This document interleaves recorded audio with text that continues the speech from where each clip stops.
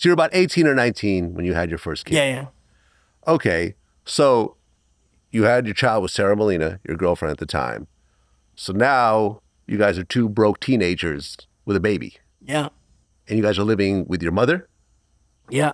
And your brother? Yeah. So we had a railroad apartment. Yeah. It was the kitchen.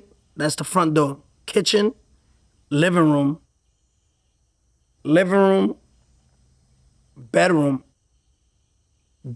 So it's broken up by 4. Anybody from New York gonna laugh because they know it's a railroad apartment. We call them railroad apartments. Yeah.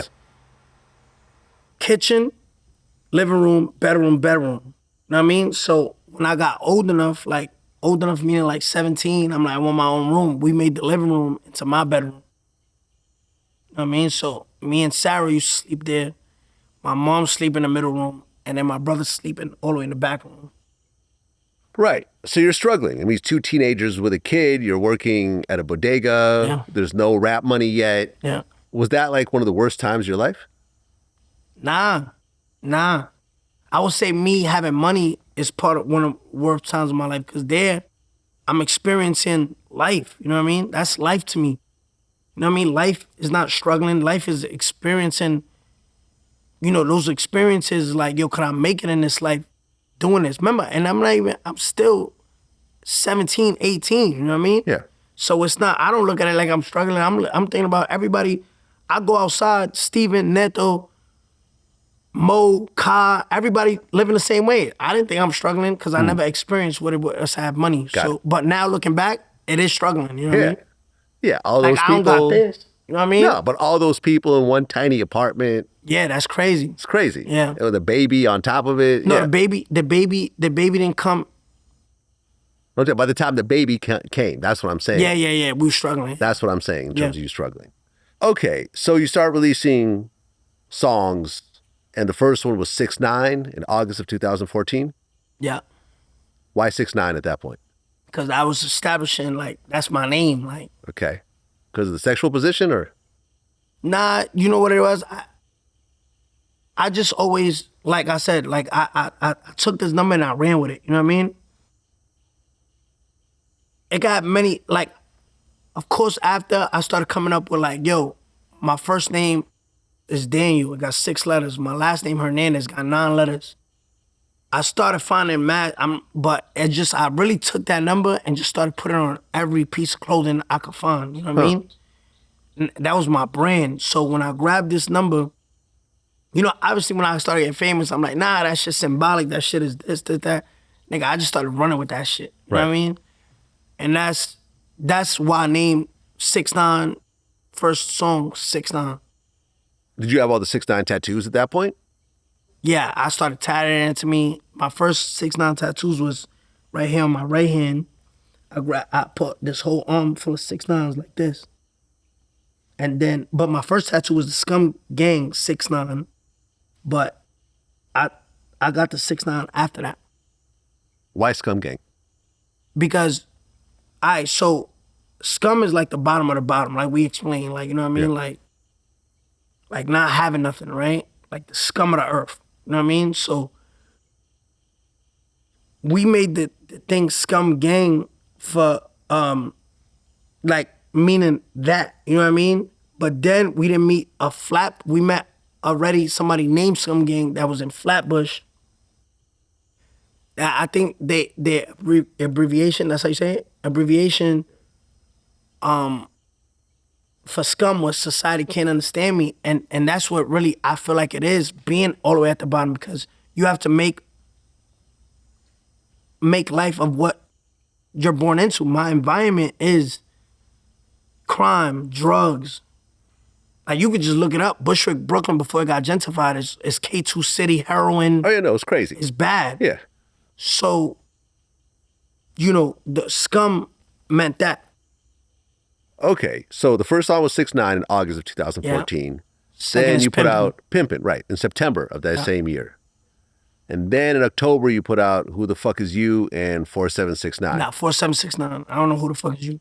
Right, and 4769. It was in December, November. Right, you collabed with... Dirty Sanchez. Hold on, don't tell me. Dirty Sanchez. Hold on. It was Dirty Sanchez and one more, Jab. Right. And these were They was part of Pro era. Joey Badass. Exactly. Shit, yeah. Exactly. Pro era. Okay.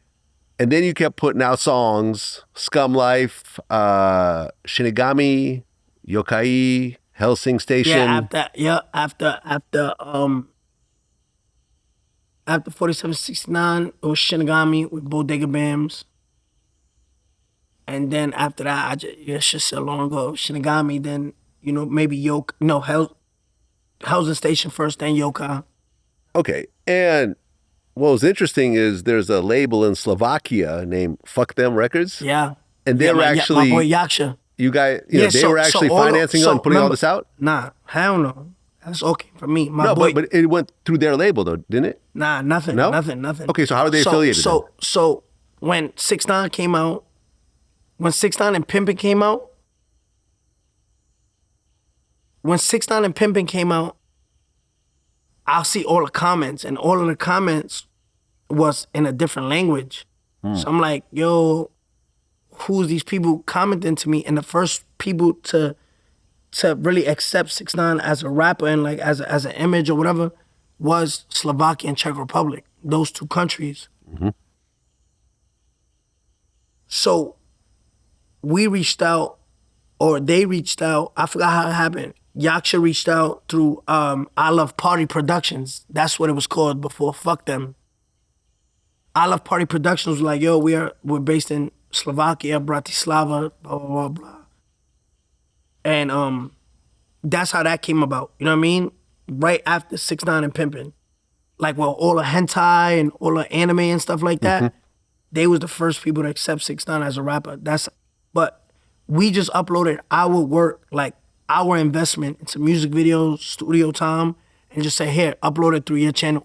We didn't know what monetization was. You know what I mean? Okay. Yeah. That's my boy, though. I never asked him for $1. I think Gummo was released on their shit. Okay. You know what I mean? Was it around this time that the Tekashi name came about also? Nah, Tekashi came out way before. But after 6ix9ine, then it was Tekashi, right? Or was it the same time? No. It was Tekashi 6ix9ine. The whole time? Yeah. Okay. So where did the Tekashi part come from? Righteous P, his roommate, the tattoo artist from Crazy Monkey, remember Stay First Girl? His roommate was named Tekashi. He was a tattoo artist. But I don't think I ever can speak because he sued me because I called him a heroin addict. Yeah, I mean, you can't talk truth now. Like, that shit crazy. Okay, so was it after these songs got released that the whole rainbow hair thing came about? Nah, I've been dyeing my hair. So the rainbow hair has always been there? No, I did every color. My first ever dye my hair, shout out Rebecca, I went to the north side with my baby moms at the time. And I said, yo, I want to dye my hair. She didn't know how to dye hair. I think she had a blonde hair, and I said, yo, I want to dye my hair too, but I want some crazy colors. We went to a random place in the north side. It was like a mall that had like different suites, and I put hair color, and her salon came up, and my first color was pastel green and purple. And that, from pastel green purple, I did green and red. From green and red, I did mad other colors. I think I did all yellow then. And then I said, you know what? Let me just get all the colors at once. So you see in 6ix9ine, I had a black man bun. Yeah. And Pimpin', I had like black braids with the ball, the two rubber band balls. Yeah. Pulls. And then 4769, boom, 4769, they look it up. My first time I ever dyed my hair, I had pastel purple into pastel green. Okay. So the rainbow hair came when? Now I'm backtracking. Yeah. Because now I gotta see, so pastel green, and then in Shinigami, still got those colors. Then Shinigami, Yokai, Housing Station, I got purple on top, red at the bottom. Right. But I feel like the rainbow is what kind of set it apart. That's what I'm saying. I don't know. And then I think so boom, right before Gummo, I released Anarchy. Anarchy, when I first meet Elliot Grange in LA, like around 47, 69 time, Anarchy time was the rainbow hair. I think that came 2016. Okay. So you're starting to get some traction with the music. You're playing around with your image. Was the face tattoos all there? No, 6ix9ine had no face tattoos. Pimpin' had no face tattoos. 47, 69 had no face tattoos. I maybe had one. If I'm not mistaken. Shinigami have no face tattoos. Housing Station, I don't like I said, these are facts. People can look it up. I don't have no crazy jigsaw, spider webs, big 6ix9ine on the forehead. Yokai Housing Station, I don't got that yet. You know what I mean? It didn't come till I believe that summer of early 2016 or 2017, I'm not mistaken, where the face tattoos came about. Okay. A situation happened with Zillikami where there was a deal that's supposed to be signed with Epic. Yeah, so 2015, 16, I'm trying to remember the dude's name. I took facts. Two guys came to my block. And I remember, I forgot the guy. If you give me the guy's name, I'll tell you exactly how it happened. They came to my block, talking about record deal, da-da-da. They pulled up in a white Beamer, like a white Beamer or white BMW, I don't know. No. They pulled up, not a Benz or a Beamer. They pulled up to my block, I'm out there. They're like, yo, what's up? Like, I think they were A&Rs at Epic. Anyway, long story short, it was bullshit. It's bullshit. You know what I mean? They just came there to see what it was. I'm not dumb. They wasn't feeling it. They never called us back. I'm with Righteous P at the time. 6ix9ine, the song, and Pimpin'. And this facts. You know, me and Righteous P made up like 3 months ago. After years. Okay. Years, you know what I mean? And I told facts, what it is.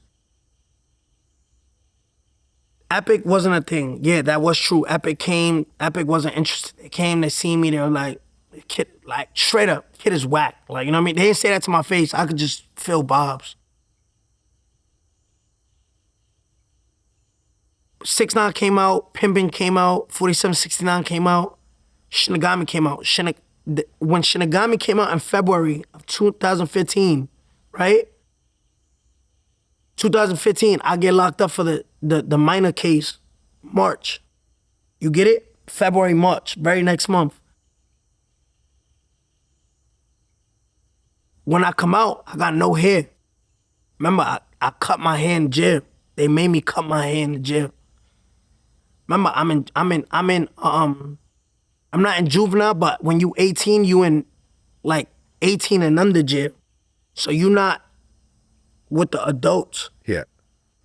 They made me cut it. After I cut my hair, I come out bullheaded. Like I come with a dark Caesar. And then that's when you see Scum Life. After Scum Life, I think P starts saying like, yo, I think my little brother it's mad shit, bro. P's like, yo, my brother should be in it. I'm like, all right, cool. I wasn't opposed to it because at the end of the day, you my mans. But I felt what I felt. So P bringing his little brother into the game, I feel like he's trying to replace me because it wasn't working. Remember, we put in music out since 2013. 2013. Yeah. You know what I mean? So you probably see 2013 pass, 2014 pass, 2015 is passing. It's still not popping off. And me and Pete so smart with this shit. It's like, it's funny because it's like, I felt it. He's like, yo, if it don't work for him, it's gonna work for my little brother. I'm already the face. We got the fans in Czech Republic. We got the fans in Russia. We got the fans in Slovakia. Like, it's not working. Like, it's because me, so he tries to bring his little brother. we released Housing Station and we released Yokai. Remember, his little brother's helping him write. I don't rap that rock shit. You know what I mean? So anyway, long story short, we doing that. I felt like he was trying to push his little brother, like me to push his little brother and then just kick me to the side. You know what I mean? Mm-hmm. So there was no, I'm clarifying, there was no deal with Epic. P could tell you there was no deal with Epic. I think we took a meeting with Warner. It was fake too. You know what I mean? Then that's when he tried to bring somebody else in, So Smoola. When they try to bring So Smoola in, I'm like, yo, like, I know I'm the face guy. Everybody knows 6ix9ine. But then he had my Instagram on his phone. That's how it started. So it was like, they took my Instagram. They were like, yo, we made you who you is. You know what I mean? Remember, mind you, I'm broke, I'm pop, I don't got no money. But they like, whatever we built you as, you know what I mean? Whoever we built you, we made that. So I just saw the little shit happening. You know what I mean? I'm like, yo, they're trying to replace me. They trying to make So Smoola, who was, you know, what he was in Harlem, you know what I mean? He has the image. He has that. He has tattoos on his face already or whatever he had at that time. We bring him in here, slowly kick out Danny, and Zilla and Thing was the thing. So right there, they took my Instagram, whole bunch share. I called somebody to get my Instagram back. Remember when you had to put your passport in like a piece of paper? That's what I did to get my Instagram back. And when I got my Instagram back, I was like, yo, fuck these niggas. These niggas try to get my Instagram. Zilla try to get my Instagram. You don't follow him. And that's how that whole shit happened. But like I said, it was kid shit.